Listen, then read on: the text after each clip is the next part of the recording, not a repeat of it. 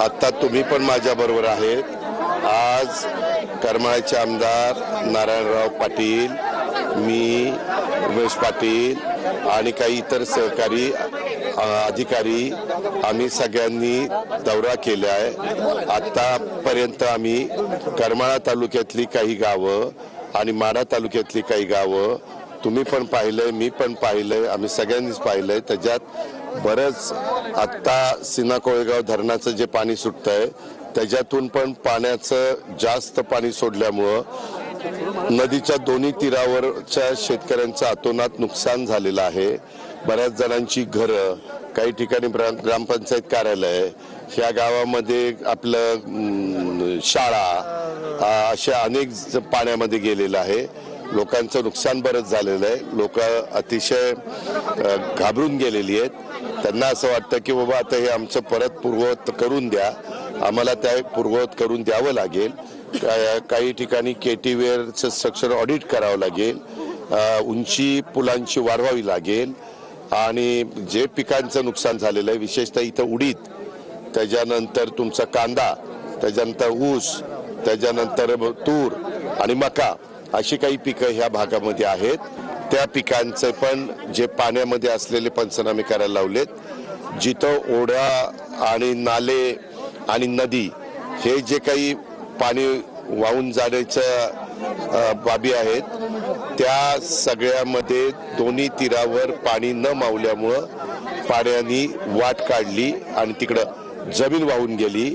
मळशीची किंवा काही मळईची म्हणतात, ती मोठ्या प्रमाणावर जमीन नदीच्या कडेची पाण्याचा जोरात प्रवाह असल्यामुळं वाहून गेलेली आहे।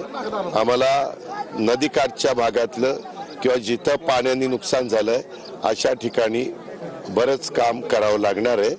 आज मुख्यमंत्री पण महाराष्ट्रात काही भागामध्ये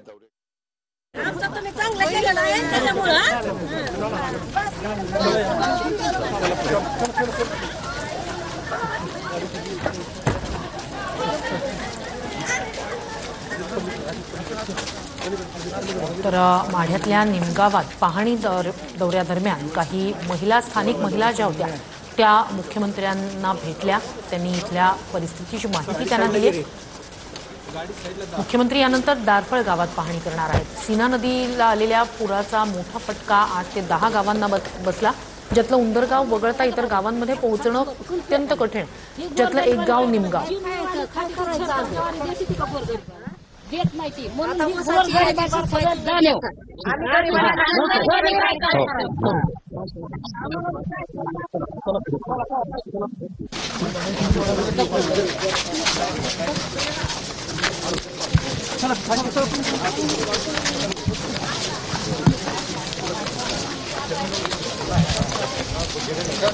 तर मुख्यमंत्री फडणवीस यांच्या पाहणी दौऱ्याला सोलापुरात माढ्यातून सुरुवात झाली।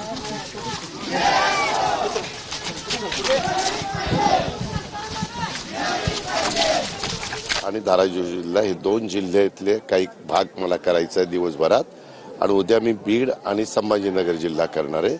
त्याच्यामुळं ह्या प्रकारे निवेदन पण आलेली आहेत। बाकीचे पण काही माझे सहकारी अधिकारी बरोबर आहेत। आम्ही त्याच्यातनं मार्ग काढतो।